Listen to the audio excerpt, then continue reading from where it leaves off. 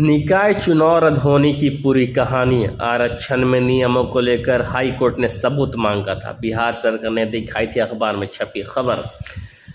आप सभी का स्वागत है कनेक्ट 24 में। मैं आपके साथ मोहम्मद अहमद।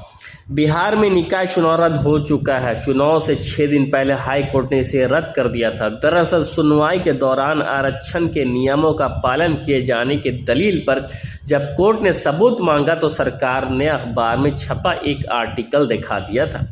सरकार ट्रिपल टेस्ट में फेल हो गई है। वह बिना टेस्ट किए निकाय चुनाव कराना चाहती थी। मामला सुप्रीम कोर्ट गया, फिर पटना हाई कोर्ट ने चुनाव रद्द कर दिया। सुनवाई के दौरान कोर्ट ने सरकार से बस एक सवाल किया था, जिसमें राज्य सरकार से ट्रिपल टेस्ट का सबूत मांगा था। लेकिन आरक्षण की बात करने वाली बिहार सरकार ने एक अखबार की कटिंग को सबूत के तौर पर पेश किया। जानिए निकाय चुनाव रद्द होने की पीछे की पूरी कहानी। 12 साल में सरकार नहीं करा पाई ट्रिपल टेस्ट। 2010 में चुनाव आरक्षण को लेकर कृष्णा मूर्ति केस चैलेंज हुआ था। केस इस ग्राउंड पर चैलेंज किया गया था कि बिना सर्वे कराए पूरे देश में सरकार द्वारा वोट बैंक बनाने के लिए चुनाव में आरक्षण दिया जा रहा है। इस केस में फैसला ट्रिपल टेस्ट का आया। सर्वोच्च न्यायालय के फैसले के बाद ट्रिपल टेस्ट को चुनाव में आरक्षण के लिए एक बड़ा पैमाना माना गया। साल 2010 के बाद भी उच्चतम न्यायालय ने इससे संबंधित कई फैसलों जो सुनाया, जिसमें ट्रिपल टेस्ट को आरक्षण के लिए पूरी तरह से प्रभावी बताया गया। देश में राजनीति के तहत पूरे देश में सरकार द्वारा ट्रिपल टेस्ट को नजरअंदाज किया गया। बिहार सरकार ने भी बिना ट्रिपल टेस्ट के निकाय चुनाव का आरक्षण तय कर दिया। सरकार इसी मनमानी के कारण पटना हाई कोर्ट ने चुनाव रद्द कर दिया। जानिए ट्रिपल टेस्ट का फॉर्मूला क्या है। बिहार निकाय चुनाव के रद्द कराने में पटना उच्च न्यायालय ने पटिशनर की बात उठाने वाली अधिवक्ताओं में शामिल सीनियर एडवोकेट शशि भूषण कुमार मंगलम ने बताया कि सर्वोच्च न्यायालय ने चुनाव में आरक्षण को लेकर ट्रिपल टेस्ट की जो व्यवस्था बनाई, इस पर सरकार की मनमानी चल रही थी। सरकार की इसी मनमानी के खिलाफ सर्वोच्च न्यायालय से लेकर पटना उच्च न्यायालय तक याचिका दायर की गई थी।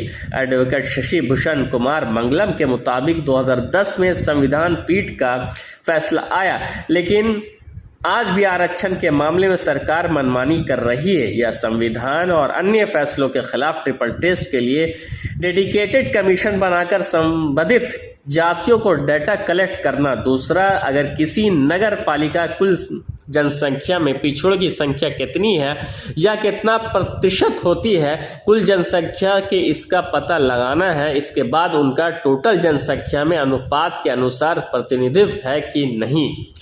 इसके बाद तीसरा टेस्ट करना कि किसी मामले में आयर सीलिंग 50% से अधिक नहीं होगा, जबकि बचे में ही आरक्षण देना है। सरकार ने 12 साल में 15(4) और 16(4) के तहत पंचायत और निकाय चुनाव में 20% आरक्षण देने का काम किया।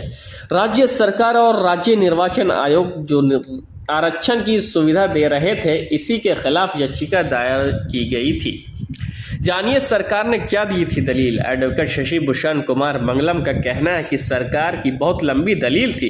राज्य सरकार ने बका का लेकर रिपोर्ट से दलील की शुरुआत की थी। इसके साथ ही मुंगेरी लाल कमीशन और बैकवर्ड कमीशन और ईबीसी कमीशन की भी दलील दी गई। इस दलील के आधार पर सरकार का कहना था कि ट्रिपल टेस्ट बहुत पहले से ही कर रही है। सरकार ने कहा कि पिछड़ों की कुल जनसंख्या और उनमें जो पॉलिटिकल जी बैकवर्ड, उन्हें ईबीसी में डाल दिया गया। इसके साथ ही जिनका पॉलिटिकली रिप्रेजेंटेशन था, उनको ओबीसी में रखा दिया गया है। ऐसी दलीलों के आधार पर सरकार ने पटना हाई कोर्ट में ट्रिपल टेस्ट कराने की बात कही। जब कोर्ट ने डेटा मांगा तो दिखाई अखबार की आर्टिकल। एडवोकेट शशि भूषण मंगलम ने बताया कि चुनाव में आरक्षण को लेकर चल रही सुनवाई के बीच सरकार ने आरक्षण के आधार पर ट्रिपल टेस्ट के मुताबिक डेटा मांगा तो सरकार की तरफ से एक अंग्रेजी अखबार में प्रकाशित खबर की कतरन को दिखाया गया। इस पर कोर्ट ने फटकार भी लगाई और कहा कि अभी तक जो भी कमीशन बनाया गया उसमें आरक्षण के संबंधित कोई ऐसा सर्वे नहीं किया गया जिसमें ट्रिपल टेस्ट पूरा किया गया हो। एडवोकेट शशि भूषण कुमार मंगलम का कहना है कि इससे पूरे मामले में कोर्ट बस एक सवाल था और इसका जवाब भी सरकार के पास कोई जवाब नहीं था। सरकार के साथ राज्य चुनाव आयोग के पास जवाब नहीं था। कोर्ट ने चुनाव आयोग को फटकार लगाई कि सुप्रीम कोर्ट के आदेश का पालन क्यों नहीं किया गया। चुनाव नहीं लड़ने वाले बन गए वादी। एडवोकेट शशि भूषण कुमार मंगलम का कहना है कि सरकार ने ट्रिपल टेस्ट नहीं कराए, इस कारण से निकाय चुनाव में सैकड़ों लोग चुनाव की तैयारी के बाद भी लड़ाई से बाहर हो गए। ऐसे लोगों ने ही सरकार और चुनाव आयोग के खिलाफ याचिका दायर की थी। अधिवक्ता का कहना है कि मामला पहले सुप्रीम कोर्ट आया गया था और वहां से उच्च न्यायालय को गाइडलाइन आई, जिसके बाद पटना हाई कोर्ट ने मामले की सुनवाई की और ट्रिपल टेस्ट नहीं होने के कारण चुनाव रद्द कर दिया।